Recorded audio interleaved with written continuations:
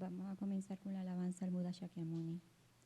Maestro, destructor de enemigos, has sido Buda completa y perfectamente despierto, dotado con sabiduría y conducta ejemplar, ido al gozo, timonero que guía a los seres ordinarios que aún deben ser domados, Ser supremo, Maestro de todos los dioses y los hombres, Buda, destructor de enemigos, glorioso y victorioso Ser Shakyamuni. Ante ti me postro y a ti voy por refugio. Maestro, destructor de enemigos, has sido Buda completa y perfectamente despierto, dotado con sabiduría y conducta ejemplar, ido al gozo, timonero que guía a los seres ordinarios que aún deben ser domados, Ser supremo, Maestro de todos los dioses y los hombres, Buda, destructor de enemigos, glorioso y victorioso Ser Shakyamuni. Ante ti me postro y a ti voy por refugio. Maestro, destructor de enemigos, has sido Buda completa y perfectamente despierto, dotado con sabiduría y conducta ejemplar, ido al gozo, timonero que guía a los seres ordinarios que aún deben ser domados, Ser supremo, Maestro de todos los dioses y los hombres, Buda, destructor de enemigos, glorioso y victorioso Ser Shakyamuni. Ante ti me postro y a ti voy por refugio. El Sutra del Corazón de la Perfección de la Sabiduría. Así lo oí. Una vez el bendito estaba residiendo en Rayagrilla, en la montaña llamada Pico del Buitre, junto a una gran asamblea de monjes y una gran asamblea de bodhisattvas. En ese momento el bendito entró al samadhi que expresa el Dharma, llamado iluminación profunda. Y al mismo tiempo el noble Avalokiteshvara, el bodhisattva Mahasattva, mientras practicaba la profunda perfección de la sabiduría, vio lo siguiente. Vio que los 5 skandhas son de la naturaleza del vacío. Entonces, por el poder del Buda, el venerable Shariputra le preguntó al noble Avalokiteshvara, el bodhisattva Mahasattva, ¿cómo debe entrenar un hijo o una hija de familia noble que quiere practicar la profunda perfección de la sabiduría?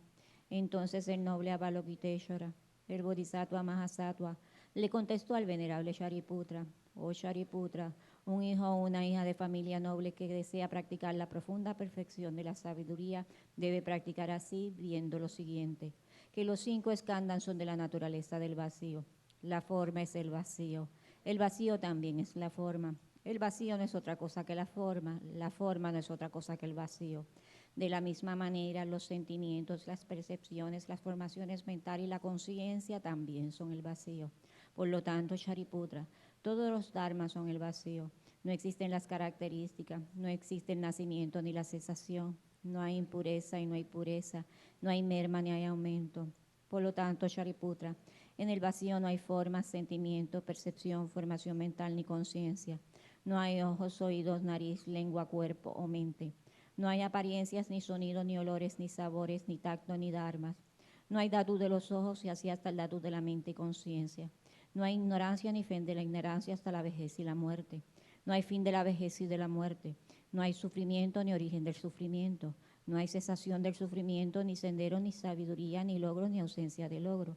Por lo tanto, Shariputra, ya que los bodhisattvas no tienen logros, moran en la profunda perfección de la sabiduría. Como no hay oscuración en la mente, no hay tampoco temor.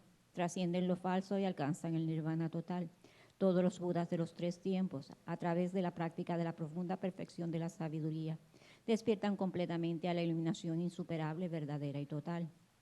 Tanto el mantra de la profunda perfección de la sabiduría, el mantra de la gran percepción, el mantra insuperable, el mantra inigualado, el mantra que calma todo sufrimiento debe ser conocido como la verdad, ya que no contiene falsedad. El mantra de la profunda perfección de la sabiduría es Tayata gate gate para samgate bodhisoha. Tayata gate gate para samgate bodhisoha. Tayata gate gate para samgate bodhisoha. Tayata gate gate para samgate bodhisoha. Tayata gate gate para para samgate bodhisoha. Tayata gate gate para gate para samgate bodhisoha. Tayata gate gate para gate para samgate bodhisoha. Por lo tanto, Shariputra, el Bodhisattva Mahasattva, debe entrenarse en la profunda perfección de la sabiduría. Entonces el bendito salió del Samadhi y elogió al noble Avalokiteshvara, el Bodhisattva Mahasattva, diciendo: bien dicho, así es. Oh hijo de noble familia, así es. Se debe practicar la profunda perfección de la sabiduría, así como has explicado, y todos los tathagatas se regocijarán. Cuando el bendito dijo estas palabras, el venerable Shariputra y el noble Avalokiteshvara, el Bodhisattva Mahasattva y toda la asamblea de dioses, humanos, asuras y gandharvas se regocijaron y alabaron las palabras del bendito. Hacemos ahora la ofrenda del mandala en español. Esta tierra ungida con perfume y regada de flores, con el monte Meru, los 4 continentes, el sol y la luna, vista como una tierra de pura, yo te ofrezco. Que todos los seres puedan gozar de una tierra así. Oh sagrado y venerable Lama, desde las nubes de compasión que se forman en los cielos de tu sabiduría dharmakāyika, por favor, den una lluvia de Dharma vasto y profundo, de acuerdo precisamente a las necesidades de los que serán adiestrados. Idam Guru Rana Mandalakam Niryatayami. Tomamos refugio. Voy por refugio hasta alcanzar la iluminación, al Buda, al Dharma y a la Asamblea Suprema, por los méritos que acumule practicando la generosidad y demás perfecciones que pueda obtener el estado de Buda para beneficiar a todos los seres. Voy por refugio hasta alcanzar la iluminación, al Buda, al Dharma y a la Asamblea Suprema, por los méritos que acumule practicando la generosidad y demás perfecciones que pueda obtener el estado de Buda para beneficiar a todos los seres. Voy por refugio hasta alcanzar la iluminación, al Buda, al Dharma y a la Asamblea Suprema, por los méritos que acumule practicando la generosidad y demás perfecciones que pueda obtener el estado de Buda para beneficiar a todos los seres.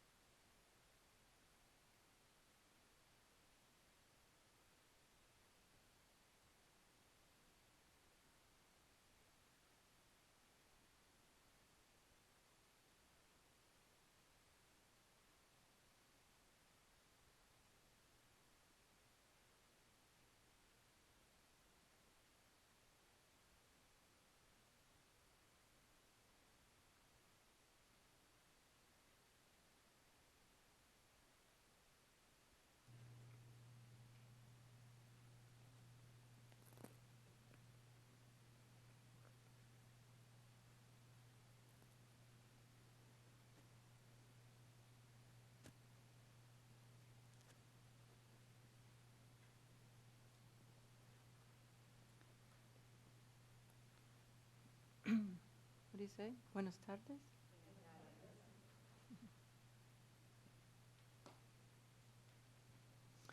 Thank you for coming.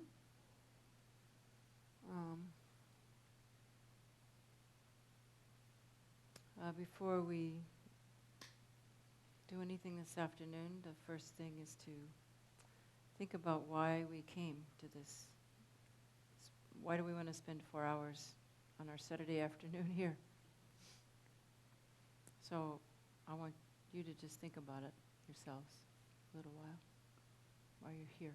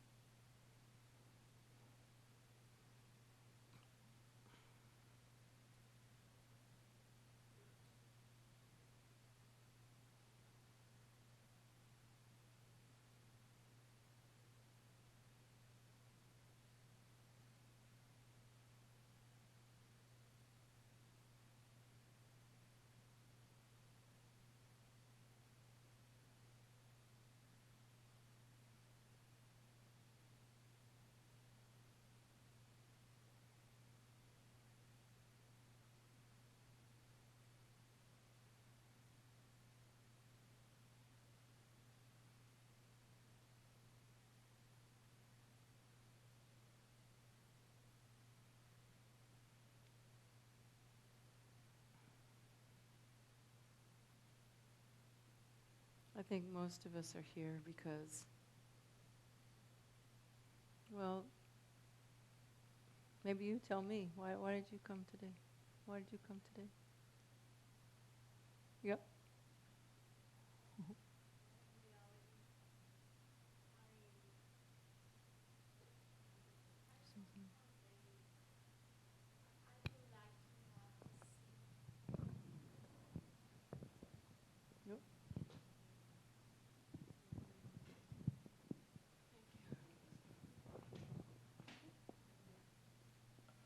Yes, I would like to have this seed, um, to be one day like you. Really, You don't want to be like really, really. Yes, let me explain. Yeah. That can have this kind of mind, that can meditate and pass for the process, difficult moments, and can see the light, and can bring to others, how I can say this, the opportunity to share with other people all these things that made me be a better human being. Yeah. This is the reason. Thank you.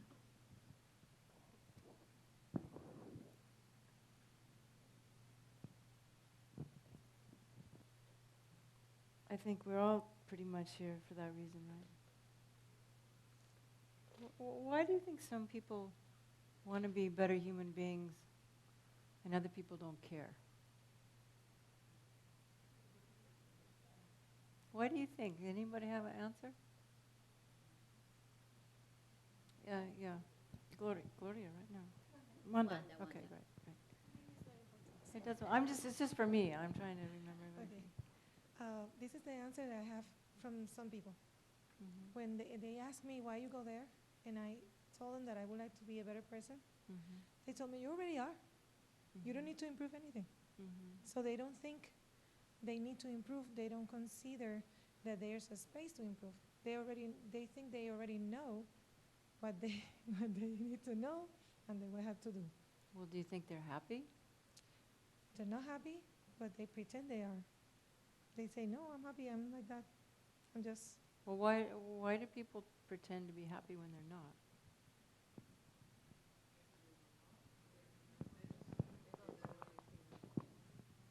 You're saying they don't know they're not happy. You really think that? People don't know they're not happy? It's not that they don't know, but they know, but that's the word. Maybe they don't know better, or they do. If they don't feel happy, they will go, like you said, shopping, let's do something outside, external. So at that moment, they feel happy. They keep doing that, and search inside. Gloria wants to say. Yeah, on the people that are Catholic, for example, where I Yeah. come from, they think that the suffering is good. That, they say that's the way it is. Life is suffering, and I know that's what they think. That life is suffering, and I should suffer, and if I suffer, I will be safe.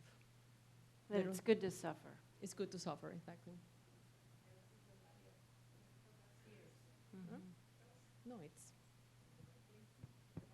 So you think some people don't know they're suffering, but the ones that are suffering, they like that they think it's a good thing to suffer. Yeah. Well, what made you be different? I mean, this is a Catholic country. What made you think it's not? Why do you not want to suffer? Don't you think it's human nature to not want to suffer? You don't think most humans don't want to suffer? I mean, when a mother sees a child suffering, they don't want them to suffer, do they? So why does the mother want to suffer then? It's ignorance, isn't it? La grande ignoranza, right? Yeah, a really big one, isn't it?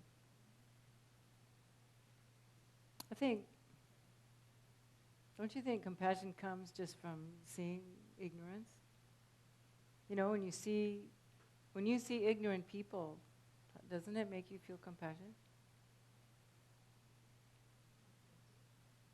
I mean, like you're saying, I mean, that's why you want to help people, right? Don't you find it frustrating when they don't want to be helped? Oh, I didn't see you over there. Yeah. Strange, isn't it? People are strange. That was a Doors song. You remember the Doors? People are strange when you're a stranger. Faces look ugly when you're alone. People seem wicked. People are strange.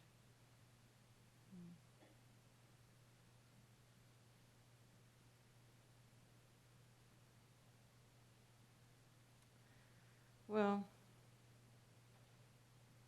I think we're all here. We want to be better human beings, but I think then when we meet the Dharma, we find out we can be more than just a better human being, right? There is the potential to actually become a Buddha. That's almost beyond concept, isn't it? Becoming a Buddha. You know, some kind of experience that we can't really imagine it, you know? That's like trying to explain to a blind person color. You know, or not color, but what it's like to see, right? Or really difficult to experience. It's, yeah. Oh, yeah.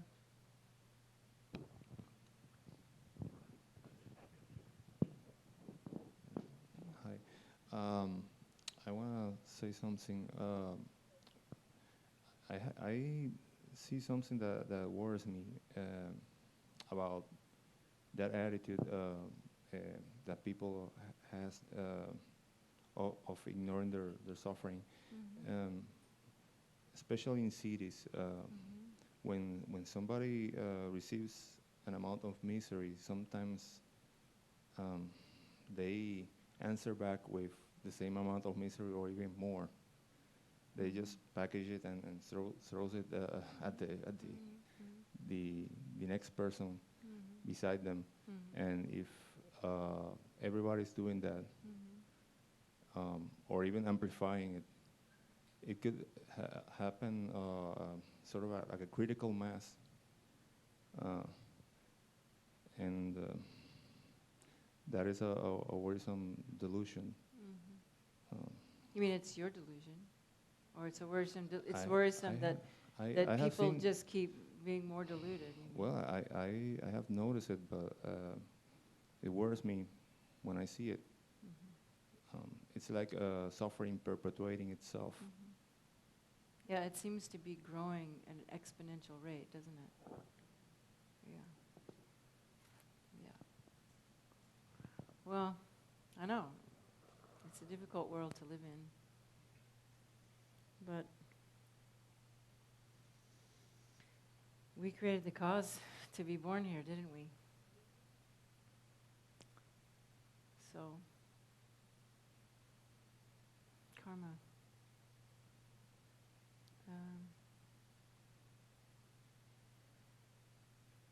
I think the hardest thing is to realize that there's so little you can do to really help other people. You know?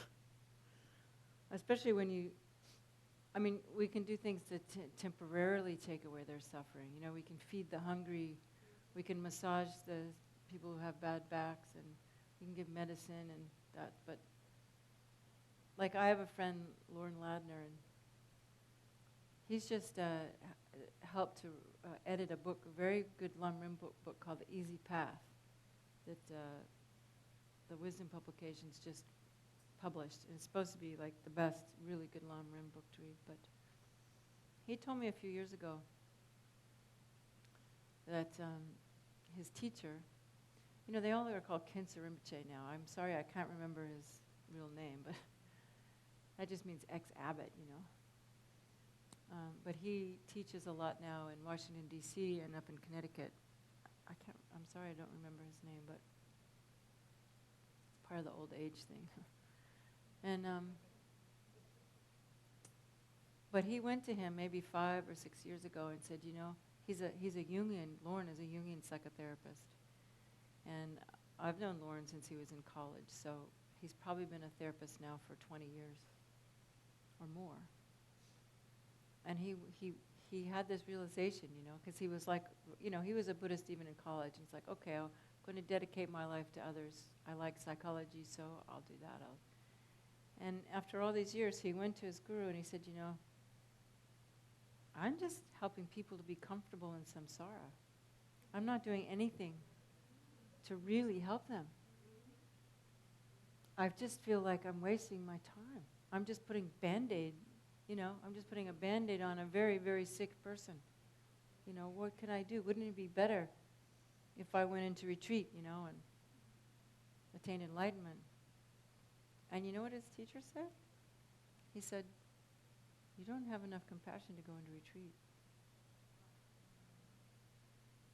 He said, if you went to retreat, you might come out like my other student, just full of pride, and have no results, And it really shocked Lauren, because he even wrote a book, The Lost Art of Compassion,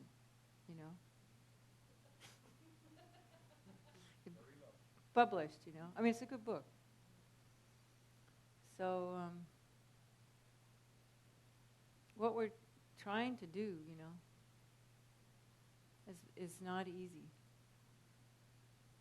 But the reason I chose to talk about refuge and compassion when I'm here instead of something else, is because I think that of all the things that help me, more than Data Yoga or all this other stuff we're talking about, is those two, And really,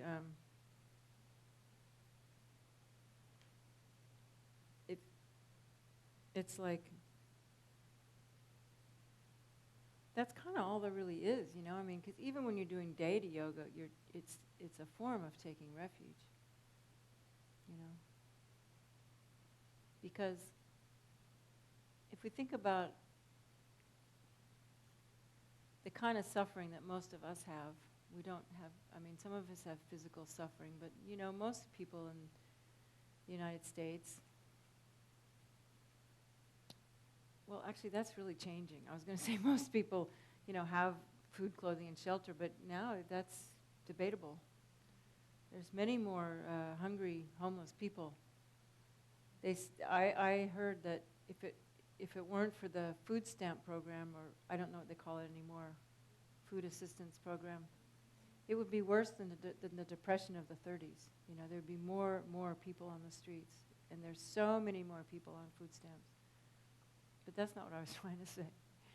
But generally, at least it used to be that way. We kind of had those basic things covered. People had jobs, and most of our suffering is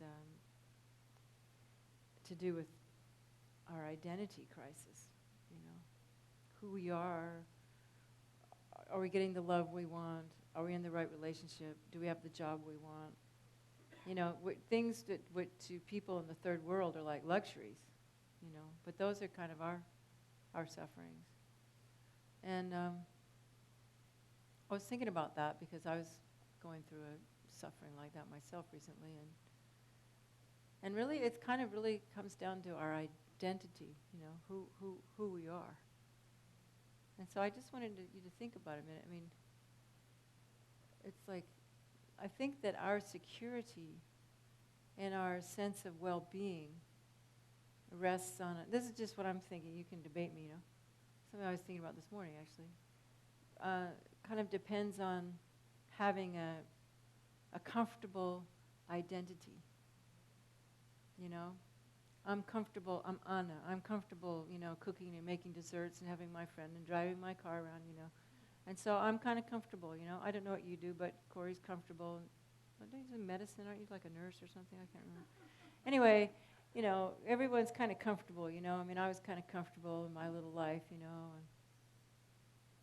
even when we have, psychological problems with our mothers and fathers, still, we're kind of comfortable with, there's a certain level of discomfort, but we're sort of comfortable.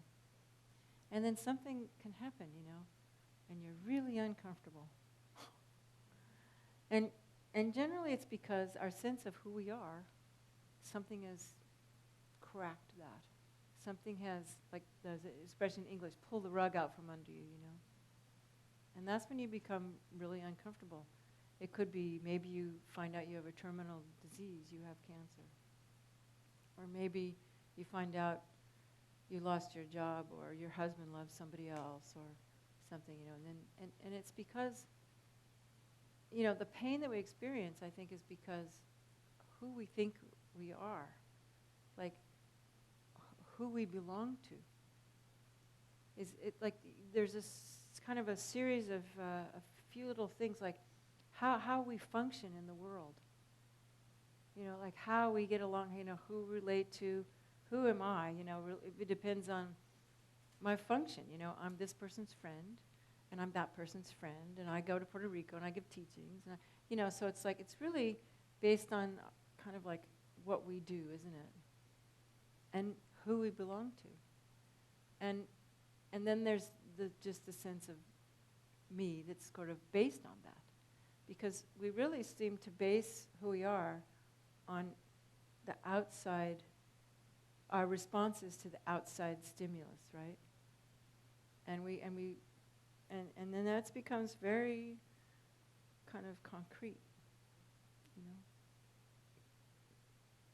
And so when that gets shattered, which for sure it will, because we've studied Buddhism enough to know that everything's impermanent. It's just a matter of when. And you never think it's going to happen to you. You know? And I mean, some of us are lucky. It might not happen until we die. But then, wow, death is a really big shock when you lose what you really think is you, which is this body. And not only do you lose your body, but, you know, everything you're attached to, and suddenly you're just like floating in the bardo, totally freaked out. You know, because you've lost everything, you know. So I was thinking, you know, well, what really is the thing that the experience that is the most helpful in those times, like Pema Chodron's book, When Things Fall Apart, you know. And I really think it's refuge and bodhicitta. You know, and all the other stuff that we study, you know, the death and impermanence, perfect human rebirth, suffering, lower, it's all to kind of gear us towards refuge. Because the true experience of refuge is an experience of kind of safety, but it's safety in, I think it's, Pema Chodron uses those words, Trungpa used that word, of groundlessness.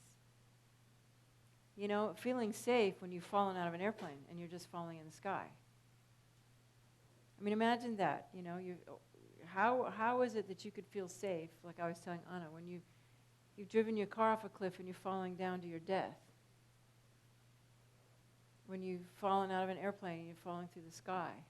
Because that's what it feels like when those big life changes come. I mean, it's that terrifying, you know? When you feel abandoned by your best friend, it's terrifying, you know? Suddenly your children hate you. That happened to a friend of mine, you know? It's awful. It's like that. It's like you're falling out of an airplane. So how are you going to feel safe then? You know, when you lose your eye. Because really, all we really want is to feel safe and secure, isn't it? You know, we just want to be baby forever, suckling on the mother's breast. That's all we ever really want, is that experience of sucking, you know, and being full and being held. If you come right down to it, that's all we ever really want. You know? And when you're an adult, you find other ways to do that, but really we just want to have that. That's why we enjoy watching TV and movies, because it's just like, oh, you know, we don't have to think about anything. It's just total entertainment, you know. We're no longer aware of the fact that we're falling, or that we have to think about anything, you know. But that's not a very good one to use, is it? I mean, it's not really very lasting. I mean, you can't just watch TV all day long. I mean, some people do. but we know that that's not going to work. So I think the beauty of the Dharma is that we have this opportunity when we really understand what the Lama Tsongkhapa called the three principal aspects of the path, which I'm sure you are familiar with now. Renunciation, bodhicitta, and right view. That when you begin to understand that from a real heart sense instead of an intellectual sense,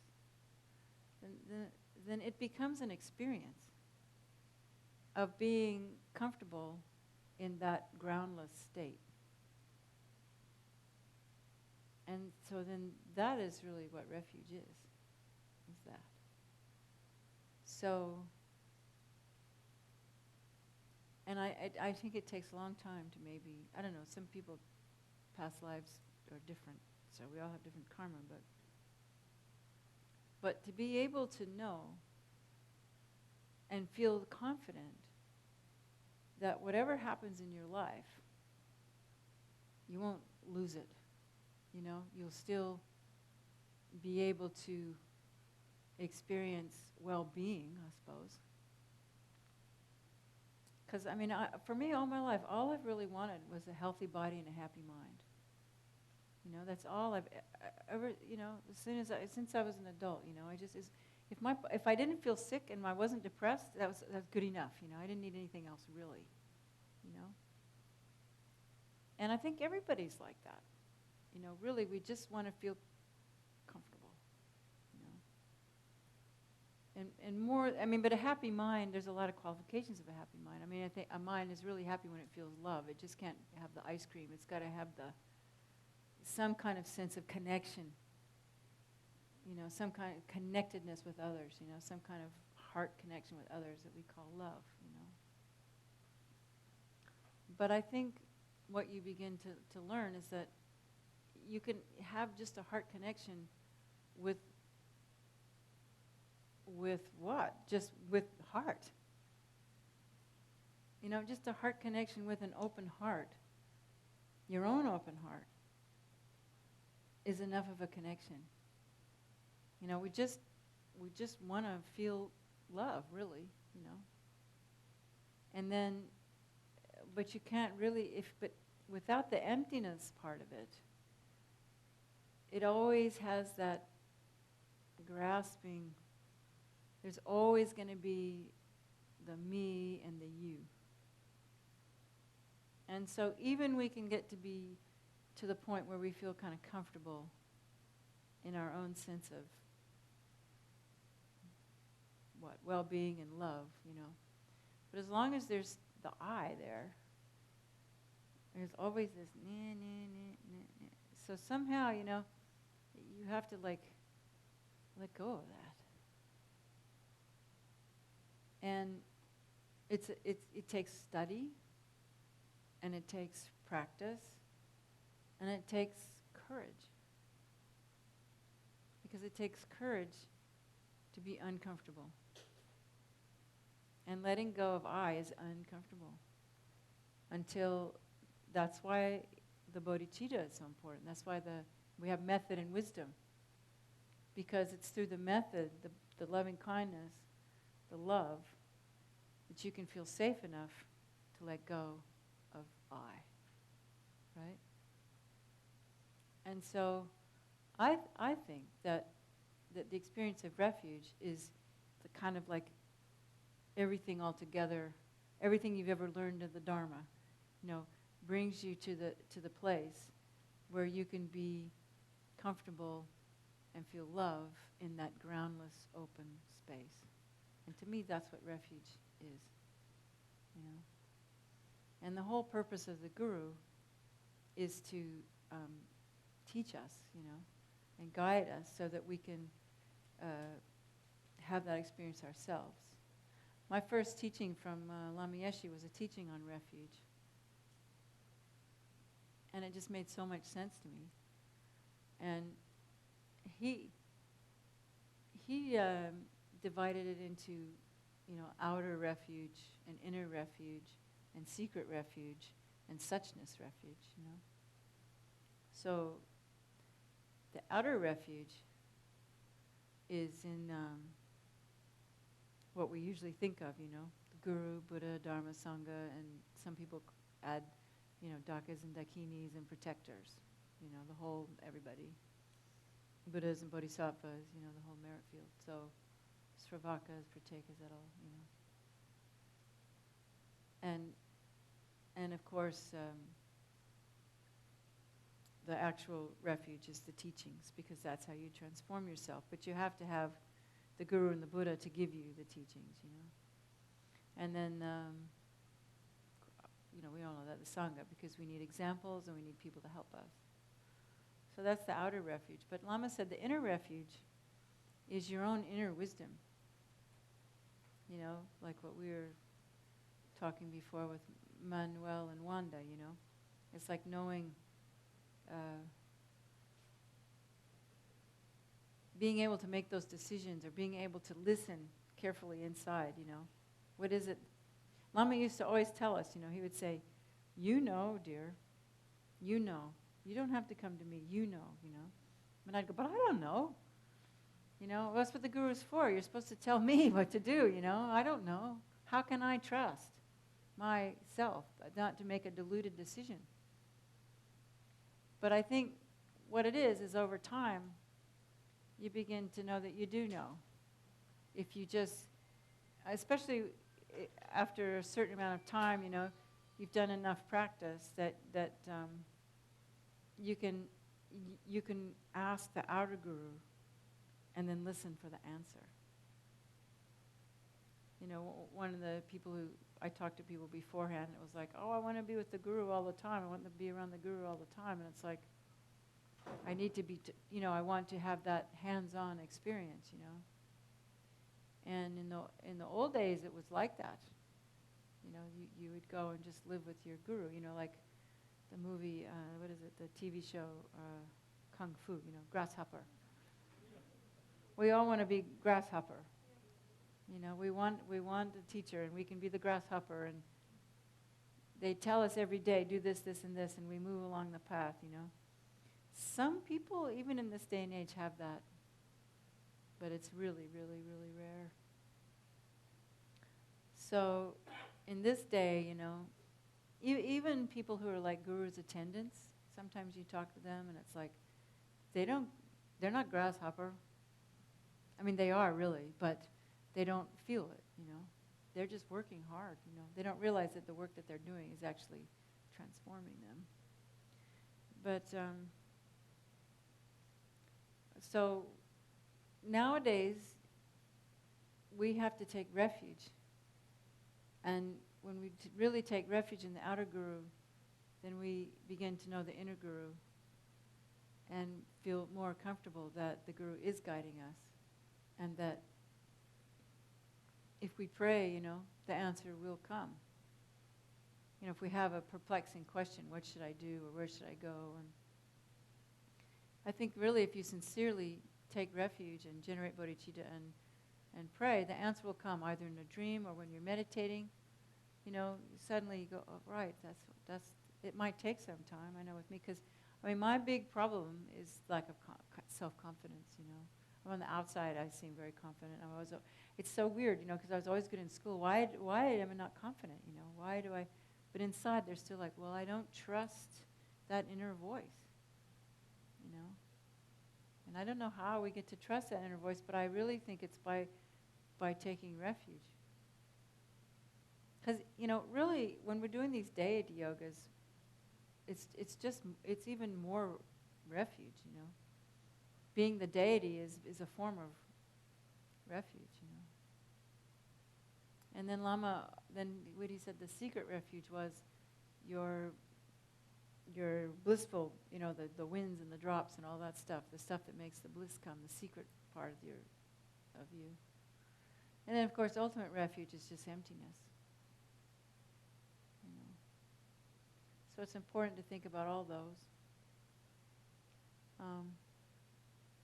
But really,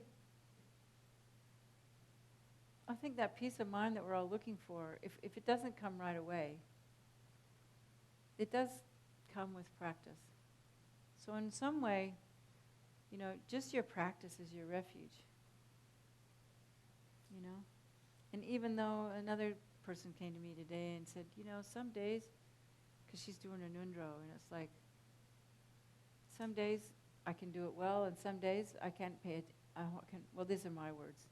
I don't know exactly what she said, but I just can't really pay attention, and it's not so good, and you know, my mind's going everywhere, and I feel like I'm just wasting my time, you know.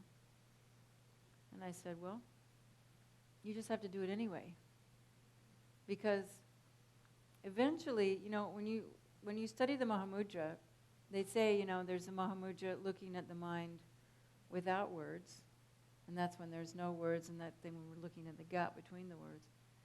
But eventually, you know, you can see the nature of mind even with the words. Because the words, the blah, blah, blah, is still, you know, waves on the water or the reflection in the mirror. And so even when you practice with a deluded, crazy mind, you're still making some effort to see that the thoughts are just the reflection in the mirror. Even though all you can do at that point is see the reflection in the mirror, you forget there's a mirror at all. But just by looking at it and getting yourself to sit and look at it, you are actually making progress. So I think one thing we need to know is that just sitting, even when your mind's completely monkey mind bananas, you're still making progress. And so not to worry, but just do it anyway, you know? And you'll see over time that there is a result of even doing it anyway. And not worrying that, you know, oh, because I'm not concentrating, I can't count those mantras, you know? I mean, the first Vajrasattva retreat I did, I don't think I had any concentration the whole time. Because it brings up so much stuff, you know, your whole life comes up, you know, your whole life, you know, everything with your parents, everything, your grammar school, all you just, blah, you know. It's like you're just vomiting the whole time, you know. Ugh. But still there's something, you know, because of the blessing of the lineage and because of the blessing of the practice and because you showed up. You know, I sat every day, you know, you did too, for those 8 hours a day, whatever it is. When you're finished, it's like something's really shifted, you know. And that concrete grasping eye, you know, gets just a little bit less, you know. And you might not be able to deal with the big things, but the littler things you can just, oh, okay. Who was it? Some teacher. Maybe it was me, I don't know. Talking about, you know, some things are just like a little mosquito. I think it was the Dalai Lama. Talking about just a mosquito. Boy, that's an interesting telephone ring.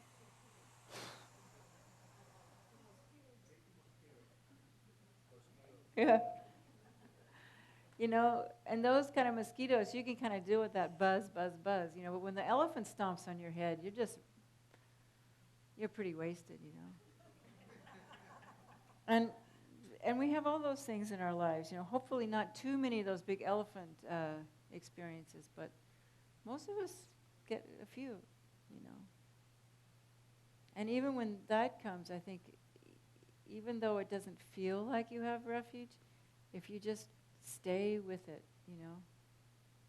And so that's why I think, too, a big part of refuge is the loving kindness part. And why I stress that, because when we create that inner space of the refuge space, it can't just be cold. I remember I had the good fortune once a long time ago to be in a group interview with His Holiness the Dalai Lama. And he said, you know, when you do meditation, if it's just cold and there's no warm heart, you're missing the whole point. And I think a lot of us, for one thing, it's hard to even access that in the beginning. You know, it's just kind of, You're just sitting in this kind of neutral state and saying mantras or visualizing something or watching your breath. And there's no like fuzzy warm feeling, you know. But I think that especially when you're trying to get to the point where you want to be able to have concentration, it takes that fuzzy warm feeling for you to want to like stay in your mind. Because I think what happens for us is the reason we have a hard time concentrating is we're just so uncomfortable with ourselves. You know, if we sit with our mind and there's no thoughts, it's scary. It's not scary, it's just uncomfortable. And I think it comes from our Christian culture that really deep down inside we feel guilty and we feel ashamed of ourselves.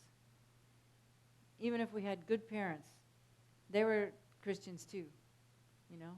And so there's this thing of, I'm just not good enough. And it doesn't even have words. It's way before that. You know, it's way deeper than that. It's just this felt sense of, I'm bad.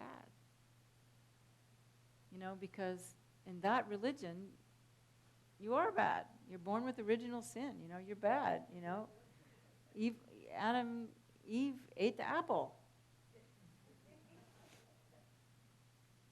You know, and I don't know about the Jewish religion, but I really don't think that's what Jesus was about. You know, and I think that the powers that be, this is my own theory, they kind of capitalize on that because that's how they can control people. When you feel bad about yourself, we can really control you, you know. So I think the Romans started that a long time ago, you know. So, you know, that's why happy people are the most revolutionary people, you know, because they can't be controlled. You know, that's why the British Empire and all the great empires, they conquer and divide and conquer, you know. As long as you can keep everybody hating each other, you can control them. But even more so, as long as you keep everybody hating themselves, wow, then you can really control them. So that's why, you know, Buddhism is actually a very revolutionary act. Because we're saying no. You know, we're not going to buy that anymore. You know. But it doesn't go away by itself. It takes work to make that go away. You know, that's one of the rules of karma. You know, karma doesn't go away by itself. You know, there's 4 rules of karma, right? That's one of them. And the other one is that, you know, you can't experience the result without creating the cause. That's another rule of law of karma. So if we want to create the cause, if we want to have the result, which is being comfortable when we fall out of the airplane, or when the elephant smashes our head, you know, or when we, you know, lose our best friend or our daughter dies, then we have to create the cause for that. And there's so many ways to create merit, you know, we're told. There's just lots and lots of ways. But the most important thing is it's our motivation, what we do. So that's why the bodhicitta motivation is so important. But we're going to talk about that next week. This week, we're not going to get there yet. So, because, you know, if we're cooking lunch, if we're even typing a letter, and, you know, if we do it with that bodhicitta motivation, then it will recreate the cause. But what I would like to share, and that's why we've been doing those meditations, and we'll do it pretty soon again,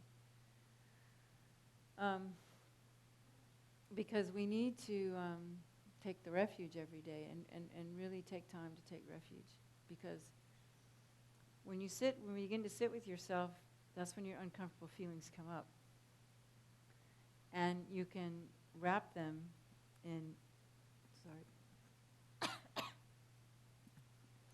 you can wrap them in that self-acceptance. You know, I've never read the book, but I keep meaning to. There's a book by a therapist, Buddhist, Tara Brach, called Radical Acceptance. I just like the name of the book, you know, Radical Acceptance. Because that's kind of what we're doing. It's a radical acceptance of who we are. And in the beginning, we just have to, like, pretend, because it's not there, you know. But just like the deity practice, we have to pretend. Eventually it becomes real. So we have to pretend that we feel safe, that we feel loved, that the guru's there all the time, you know? And if we pretend, and if we can take a time where we actually did feel that way, or we could, quite often for us, it's when we could give it to someone else. You know, like when you can give it to your daughter, you know. It's much easier to give it. I mean, what did Jesus say? It's more blessing to give than to receive, you know. So we think that means we can't receive. It doesn't mean we can't receive.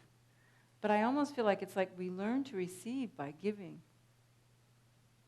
You know, because if we can give love, then we can learn to receive love. We know what it feels like, much easier to give, at least some people do. I mean, I don't know, other people different, but it seems like it's easier to think about someone you love than to think about someone loving me.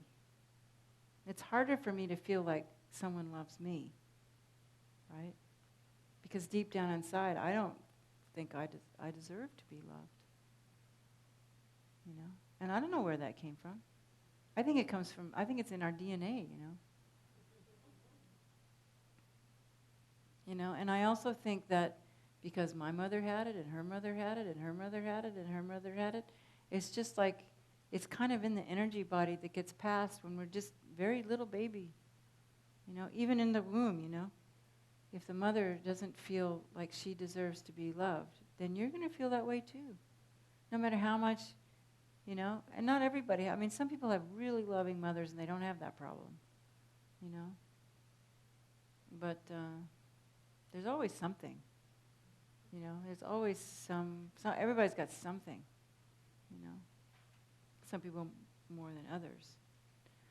But I think that the whole thing about the guru and why guru devotion and refuge, it's all the same thing, really.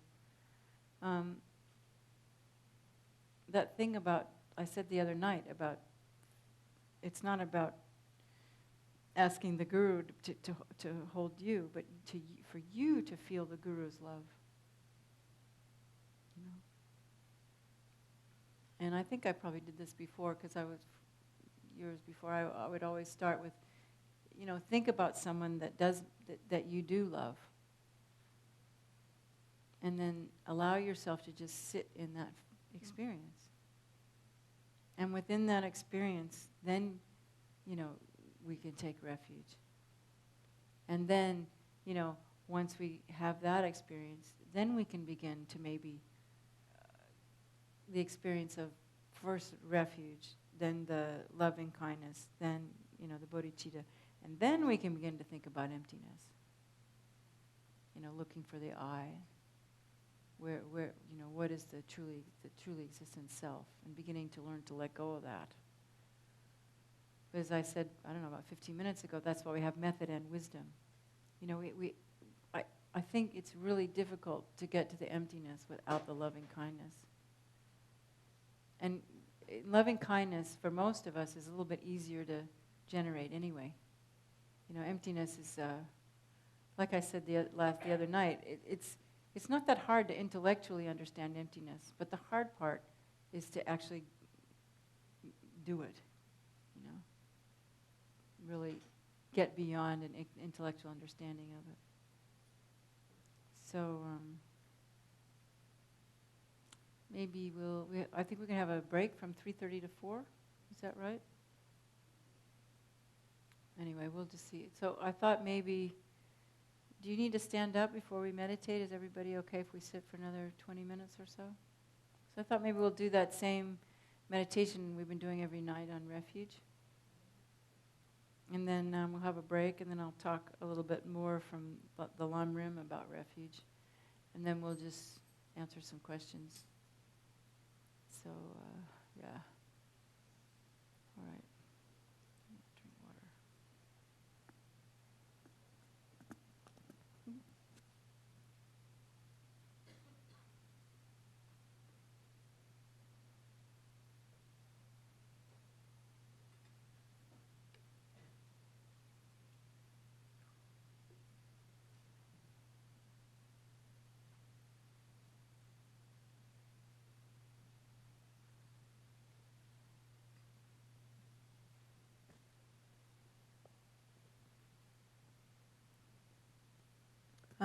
before we start, sorry, I have another thought. You know, the first night I was here, and I was saying, you know, the father on the right and the mother on the left, and Gloria was saying how difficult it is to have her mother on the left. And I started to think, why do we do that?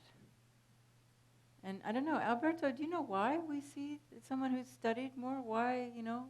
I mean, I think, in my mind, I think it's because they're powerful objects of karma, but I wonder, I can't, yeah. Oh, because it's the wisdom and method, is that what you said?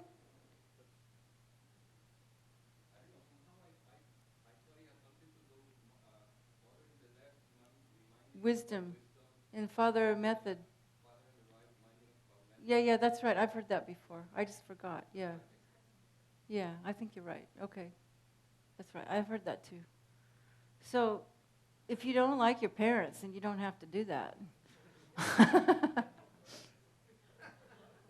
You can just think about loving kindness on the right and emptiness on the left, you know, and that's what's taking you to enlightenment, right?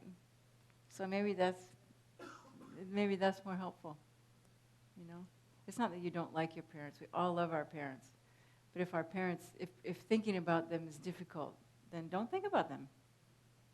Just think about, you know, mother wisdom and father kindness. Because really, it's through those two parents that Buddhahood is born, isn't it? So maybe that's it. That must be it, you know. Okay.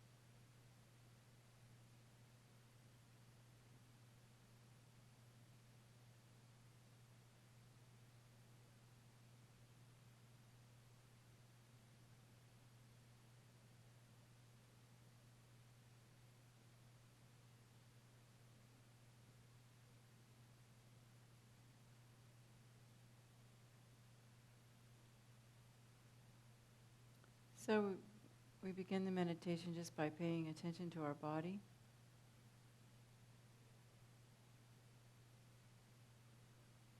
Becoming aware of your posture, your back. Feel the places that are tight or where you're not sitting straight, like me.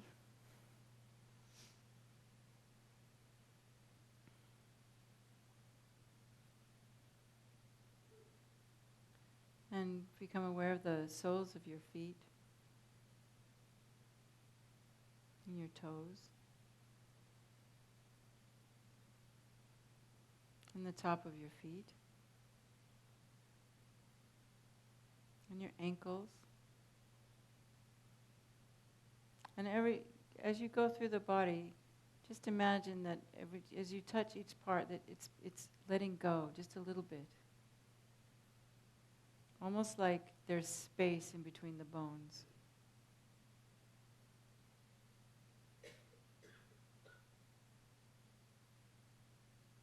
And the muscles can begin to relax just a little bit. And then you feel your legs, your knees, thighs. And you become aware of the pelvis. And maybe move it around a little bit and find a place where your belly can relax. And make sure you undo your pants so that nothing's tight.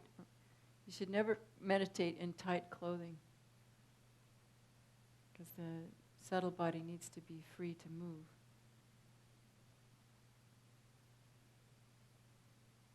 That's why we had that, just drawstring pants and loose clothing.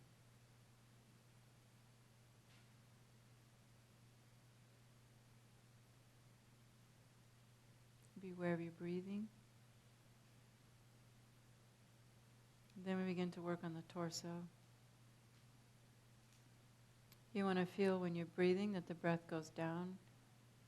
You imagine it goes right to the base of the spine. And that your belly is like a balloon or a bowl that's like filling up. And you allow it to fill up all around your navel and into your back and up under the ribs.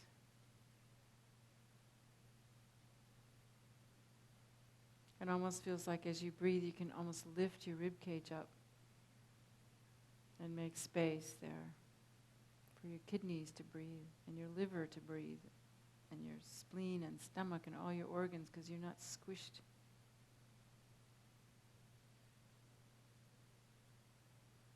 And you feel your rib cage expand as you breathe into your lungs. And it feels good. You know, we forget that just breathing makes us happy. We forget to breathe.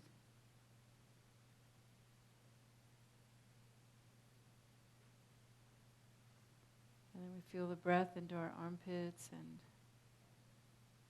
you feel the collarbones kind of lifting. The shoulders come up. You can even lift your shoulders up like they're going to touch your ears and then just drop them down. And let the shoulder blades just hang. They're not connected to the back, you know. We're a lot looser than we think. And then think about the spine and how it starts at the tailbone and goes all the way up to the top of the neck, where it connects into the skull. And imagine that between each of your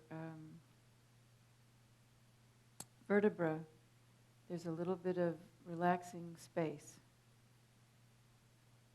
Everything's expanding. You feel like you're getting bigger. And you can continue to move a little bit. You don't have to be still. And just find a comfortable place that's comfortable for your legs, comfortable for your hips. You can rock around a little bit. Maybe even you need to turn left or right or move your back a little bit to find a comfortable place.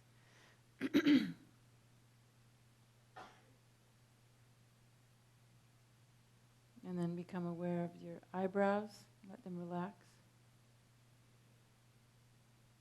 And your ears, you almost feel like your ears are opening up more. Your nostrils. And your tongue is touching the roof of the mouth.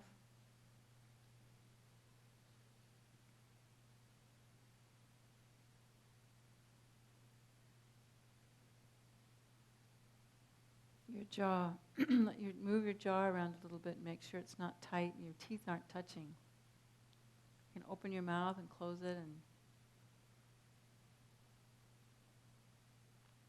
And then another thing to be aware of is the roof of the mouth. Imagine that the very back roof, that's kind of opening up as well.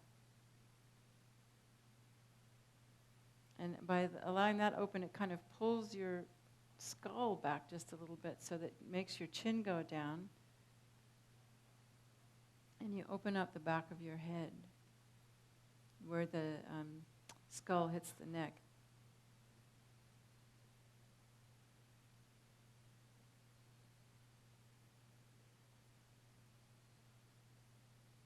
And if you like, you can put a little smile on your face.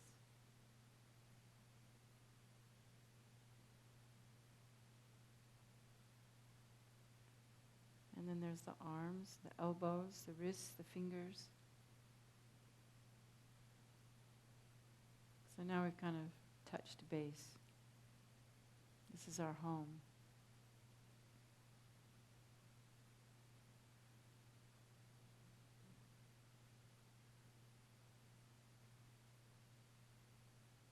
So then the whole body begins to feel like almost like a balloon.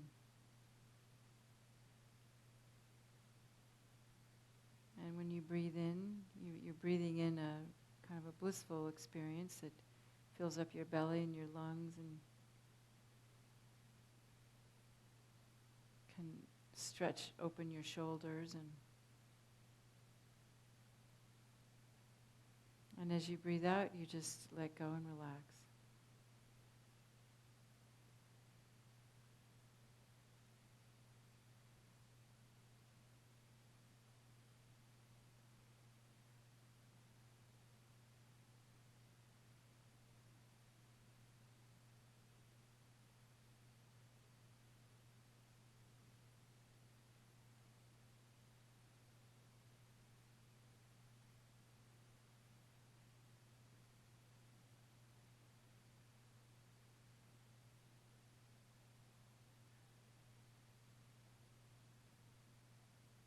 And then it's helpful to make the warm feeling inside. So you can take your attention to the center of your chest and think about an occasion where you felt like you felt some loving kindness or warm feelings for someone or something, a person, a pet, a teacher, wishing them to be happy. But just without words, just remember the feeling it feels like to someone that you care about, that you love.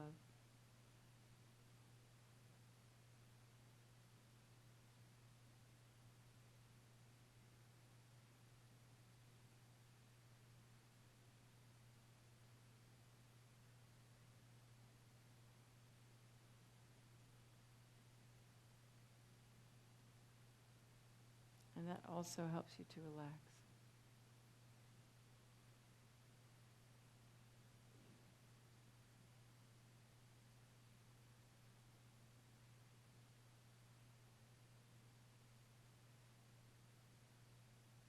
So, like I said before, once this is all set up, then you can begin to think to yourself, as you just gently watch your breath going in and out. If thoughts come, just look into the nature of those thoughts. Don't try to follow after them. Just let them dissolve in their place. And we think, as I breathe in, I feel love. And as I breathe out, I feel safe.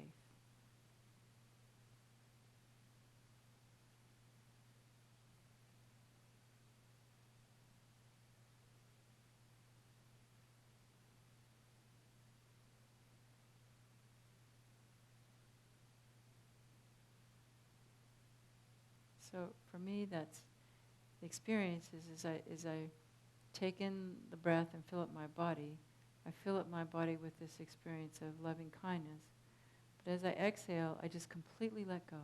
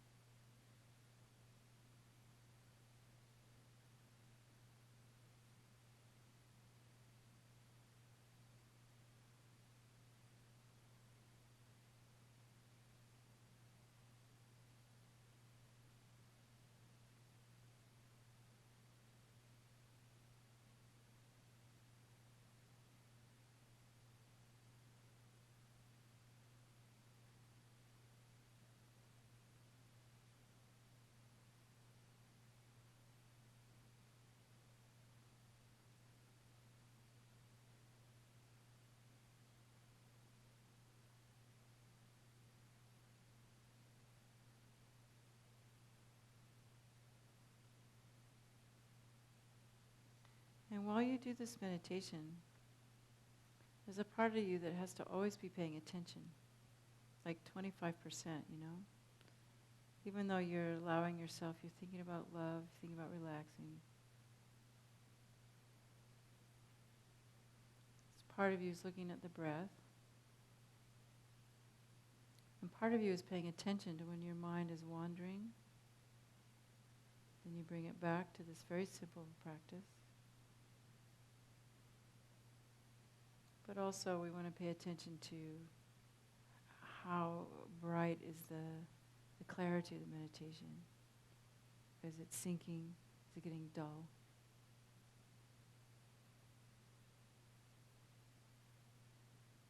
And if you really be true to the method, which means you are allowing yourself to feel the breath as it comes in, really feel it, and it feels kind of good. Allow yourself to enjoy the kind of the blissful experience of just simply breathing and letting go. So that every time you breathe in, there's kind of a, like you make it more clear and you make it more, not that you make it more clear, more bright, but you're just paying attention to the clarity and the brightness of it. And each time it's like you give it a new flash of purpose, a new flash of the experience instead of it just becoming stale, you know. Each breath is a new breath. Each breath is like a new experience, and we're paying attention to it.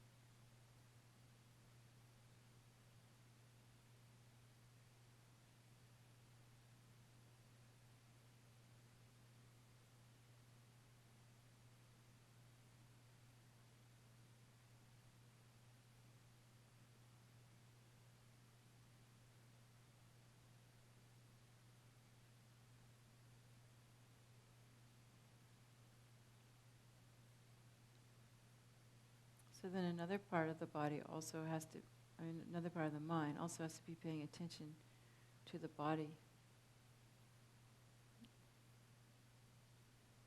I mean, it's that same, I guess, 25%.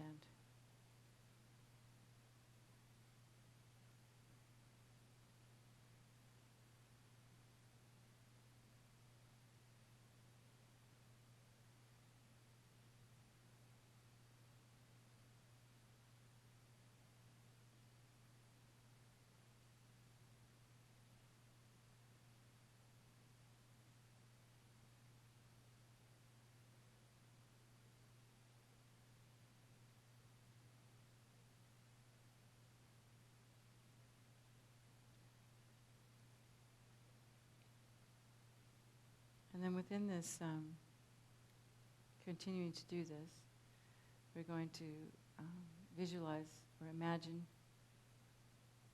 the objects of refuge in the space before us.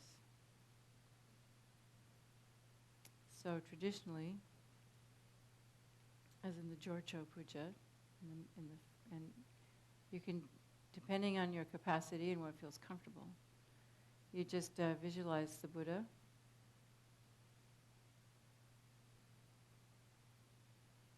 But if you want to be more advanced, or not advanced, just more complicated, you can have behind the Buddha is the Buddha Vajradharma and all the tantric lineages. In the front is your guru and all of his gurus. And on the Buddha's left, which is our right, is Manjushri. And on the other side is Maitreya. But I think for most of us, if we get caught up in that, then we stop paying attention to our breathing and our experience. So maybe it's just easier to have the Buddha like we had before. And in the Buddha's heart is the Guru, and in his heart is Vajradhara. And if you don't know who Vajradhara is, if you don't have a Guru, it doesn't matter, just leave the Buddha.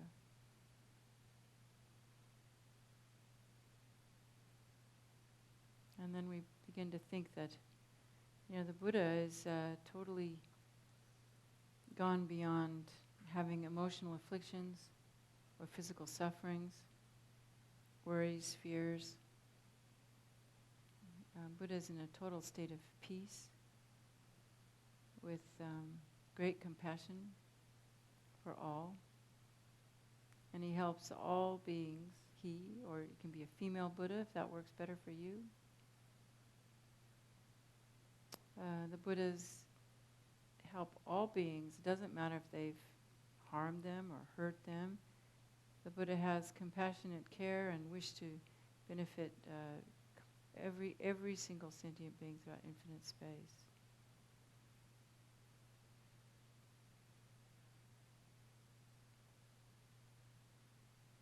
The Buddha has no fear.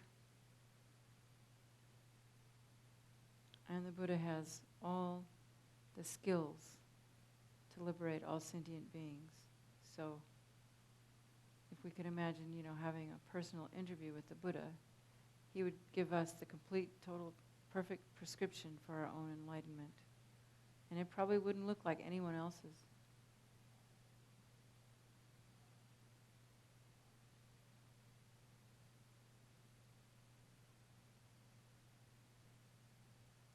So we think about these qualities and how that makes the Buddha the perfect, in the teachings they say the perfect doctor, and the Buddha's teachings the perfect medicine.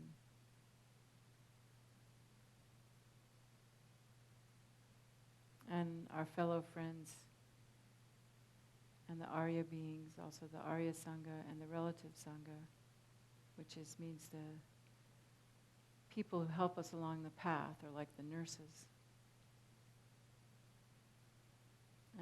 But first we have to also recognize that, we need help. So like a child crying out to the mother when something's happened, help me, pick me up, nurse me, care for me. We think about that in relation to the Buddha and the Buddha's teachings and the community of helpers. So it's good to think about our own situation and not ignore our suffering, and think about our specific problems that we have: physical, emotional, spiritual, energetic.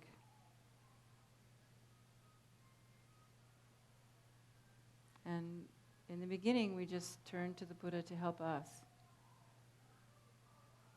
Help me, please help me. I need help. And it has to be really sincere.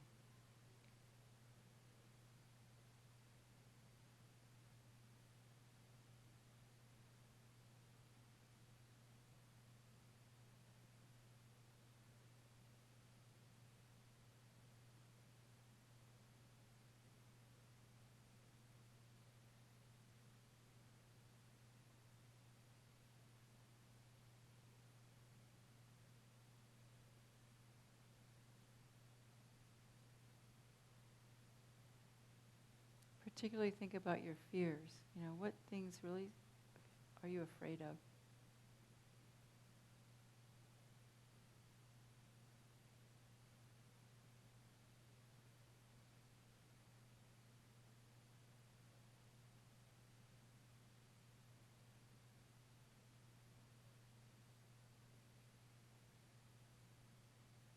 And what are your needs? What do you really need? Not just to be happy, but to attain enlightenment for all sentient beings.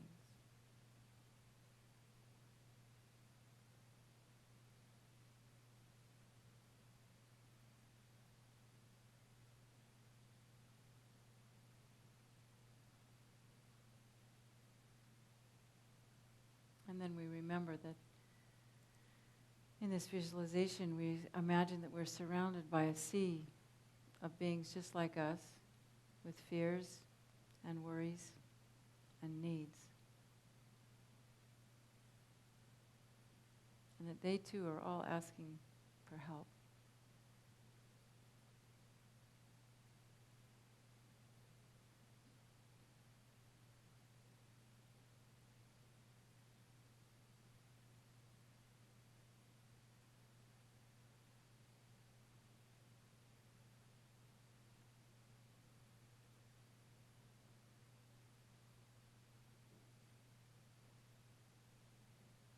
So you can think about specific people in your life that need help and put them behind you. And don't forget the people that you have a really big problem with as well. Or even small problems with, the people that irritate us, the people that make us angry. They have needs too. They have fears too. They're just like us.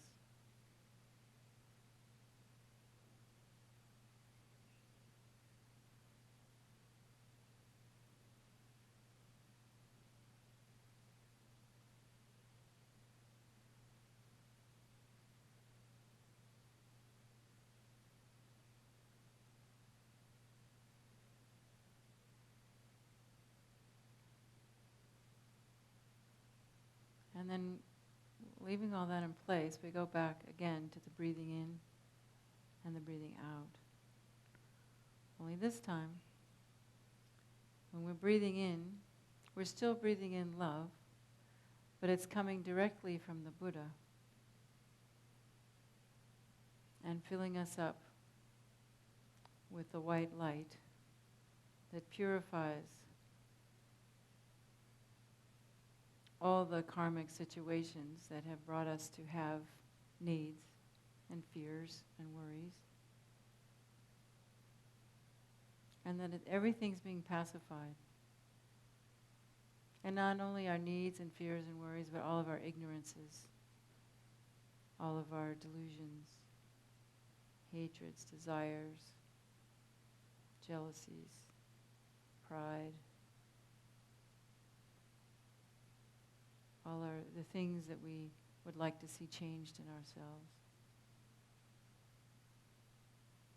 But they come in a wave of acceptance and love, not in the you should be like this and why aren't you like that. It's not like that at all. Just coming in total love and acceptance of where we are now.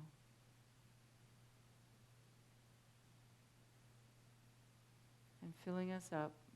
And as we breathe out, that white light goes out through all the pores of our body and goes out to all the sentient beings and giving them the same blessing. And they're also breathing in from the Buddha as well. So we're all doing the same meditation together and all giving each other everything that we need to pacify our fears and worries and delusions and sicknesses and spirit harms and everything pacifying that's in the way of our being of not only happy this life, but developing all the stages of the path to enlightenment.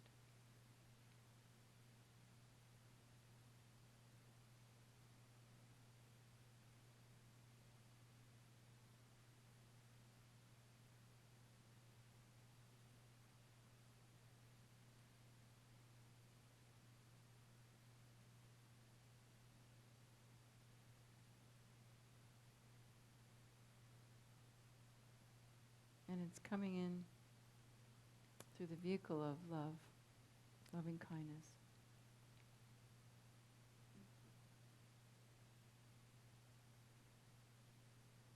So it's not like you really have to, think about this. You know what it is. You're just sort of in a non-intellectual state, knowing that the Buddha is in front of you. And as you breathe in, you just know and have confidence that all is being pacified, needs are being fulfilled, ignorance is going away. I'm filling up with love and I'm giving it to all sentient beings. I'm filling up. Satisfaction is coming. Lack of delusions is coming. And just sit and have faith in that.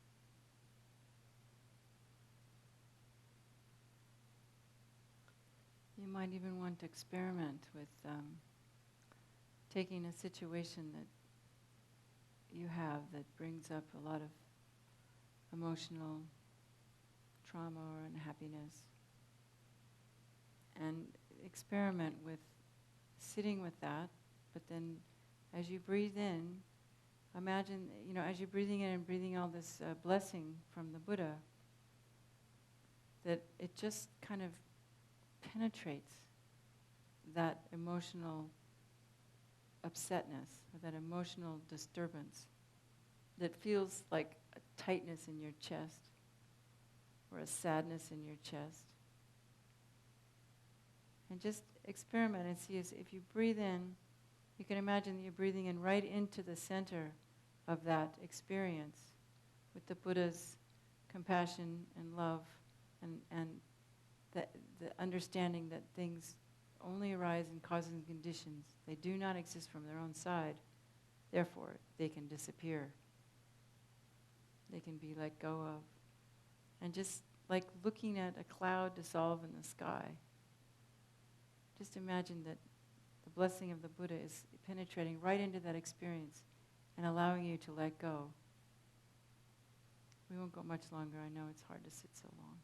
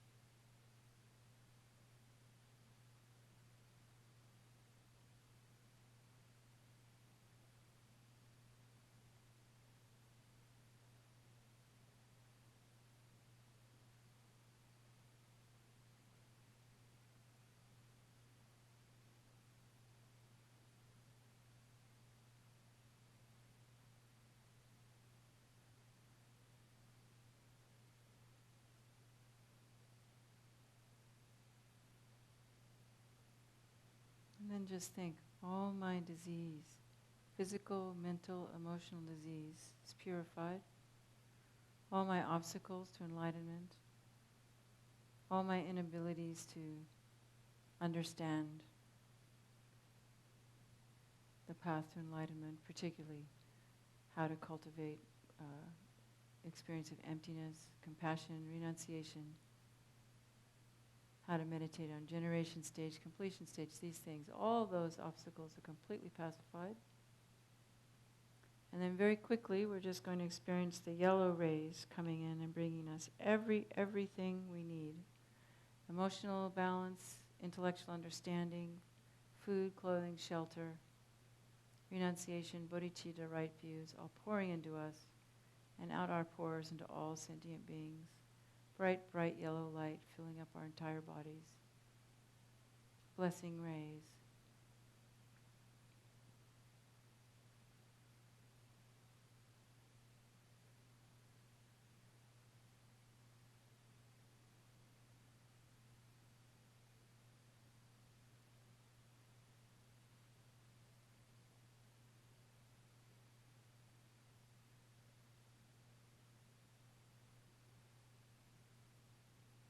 And then the visualization, if you visualize a more complicated one, all the Manjushri, Maitreya, lineage lamas, gurus, Vajradhara, Yidams, everybody, protectors, dissolves into the Buddha. Or if you just visualize the Buddha, and then the Buddha dissolves into the Guru, dissolves into Vajradhara, which becomes a very, very, very tiny, bright rainbow light. It's like a white light emitting rainbow colors. And that comes to the crown of your head. And dissolves into your heart. It comes down and sits in the center of your heart chakra. And then one last time, the light rays, this time rainbow-colored lights going out of your pores, touching all those sentient beings, particularly those that we've known need our prayers.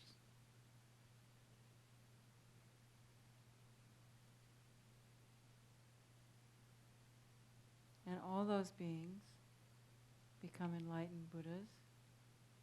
You can visualize them as the Buddha or as your deity.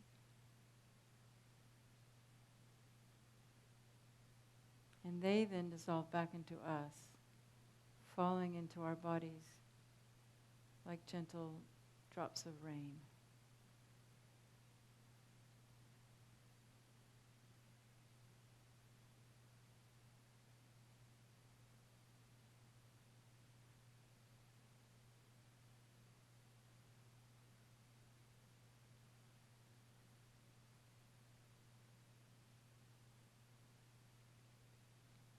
And then our bodies dissolve from the bottom up and the top down, and the arms dissolving in to the tiny essence of Buddha in our heart.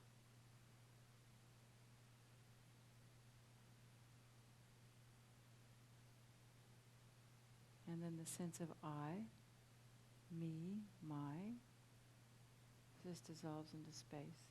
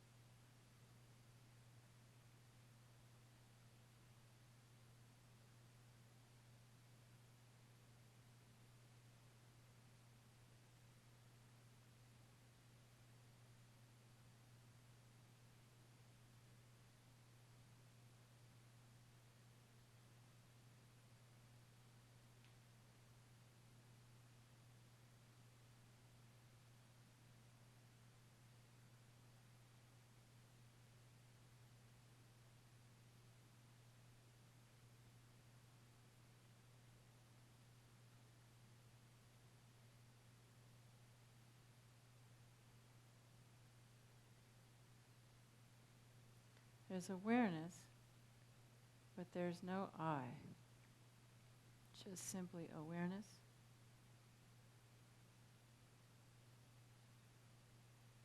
And the clarity of the mind. Clarity of experience. It's not even mind, it's just clarity of experience and awareness.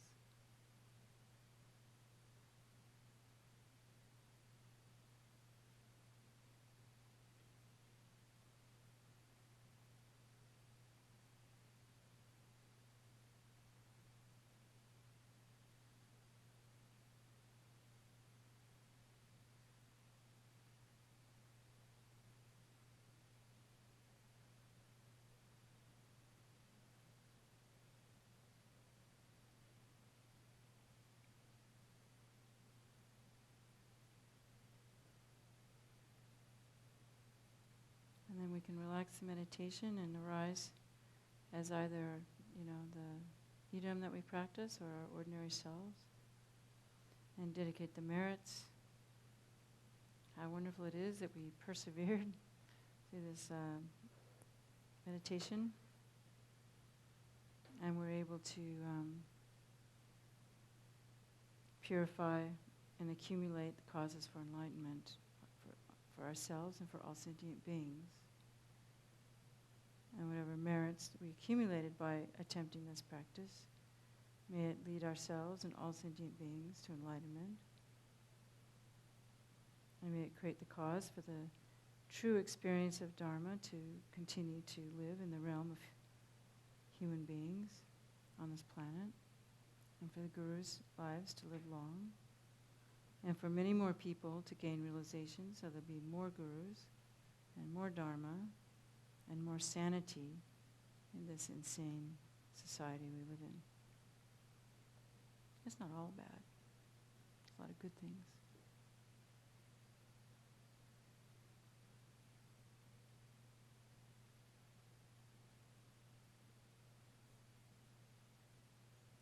So now we're going to have a break until 4:30.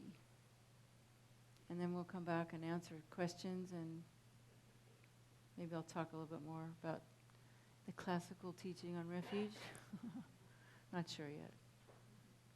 So think about your questions, and you can anything. I mean, better if it's about refuge, but it's your chance to ask questions. So thank you all, and I hope that wasn't too long. But when you learn to do it yourself, you can do it much quicker. You can just kind of put the whole thing together, So anyway, take a break.